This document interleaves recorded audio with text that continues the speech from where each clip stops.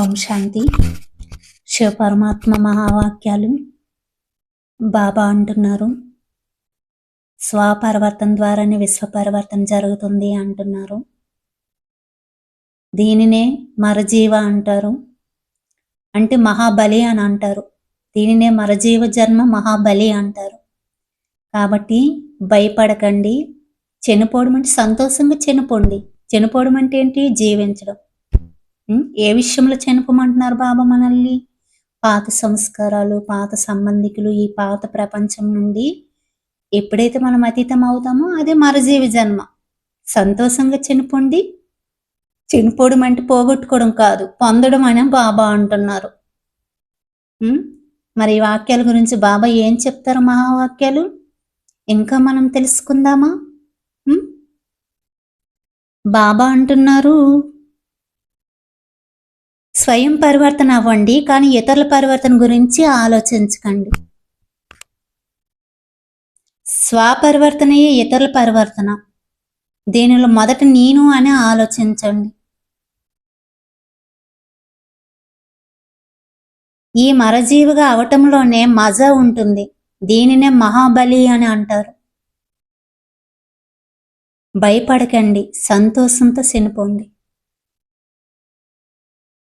ఈ చనిపోవటం అంటే జీవించటమే. ఇదే సత్యమైన జీవదానము అంటున్నారు బాబా. మీ అందరు మొదటి మాట ఏమిటి? ఒక బాబా తప్ప మరెవరు లేరని అన్నారు. అంటే చనిపోవటమే కదా. ఇది పేరుకి చనిపోవటం, కానీ అంత పొందటమే. నిలుపుకోవటం కష్టంగా అనిపిస్తుందా? సహజమే, కానీ పరివర్తన చేసుకోవడం రావటం లేదా? బాబా అడుగుతున్నారు. ఇదేం కష్టం కాదు, సహజమే, కానీ పరివర్తన చేసుకోవటం రావటం లేదు. భావం మరియు భావనను పరివర్తన చేసుకోవడం రావటం లేదు. ఓహో డ్రామా, ఓహో అని అంటున్నారు. అంటే ఇవన్నీ ఏమిటి? ప్రతి విషయం ఓహో ఓహో అయింది కదా.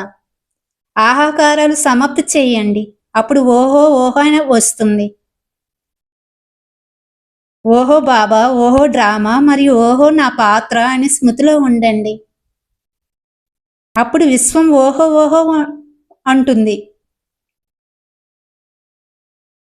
బాబా తోడుని మర్చిపోయినప్పుడే కష్టం అనిపిస్తుంది. ఒంటరిగా అయిపోయిన కారణంగా బరువు అనుభవం చేసుకుంటున్నారు. బాబాను తోడుగా చేసుకుంటే కష్టం సహజంగా అనుభవం అవుతుంది.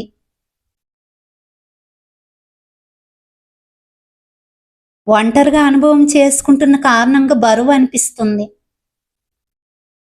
అందువలన బాబాను తోడుగా చేసుకుని కష్టాన్ని సహజంగా చేసుకోండి అని బాబా అంటున్నారు.